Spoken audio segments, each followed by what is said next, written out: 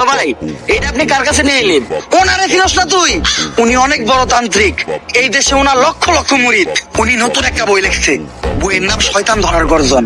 সেই বই পইরা নতুন কইরা লাখ লাখ মানুষ তান্ত্রিক হইতাছে। কিন্তু লালু ভাই, আশেপাশে তো কোনো তান্ত্রিক বা মুরিদ দেখতেছি না। আরে ওগুলা তো সব ফেসবুক আর টিকটকে। কি করে? বাবা, সঞ্জনা নামের এক আত্মার আমার ধরতে হইব বাবা। আপনি আমার সফল হওয়ার একটা উপায় দেন।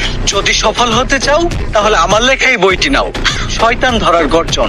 এই বইটি নেওয়ার সাথে সাথেই তোমার জীবনে থাকবে না কোনো অর্জন। আমি কথা দিয়ে কথা রেখেছি, শয়তান আসেনি তো ফিরে। আমি শয়তান তাড়ানোর গল্প লিখেছি আমার সারাটি জীবন ধরে। আমি অন্ধকারে মোমবাতি জ্বালিয়েছি, তবুও পাইনি ভূতের খোঁজ। আমি ভূতের অপেক্ষায় ছিলাম, ভূত নিজেই হয়েছিল নিখোঁজ। শয়তান ধরার গর্জন, পৃষ্ঠা নাম্বার 14।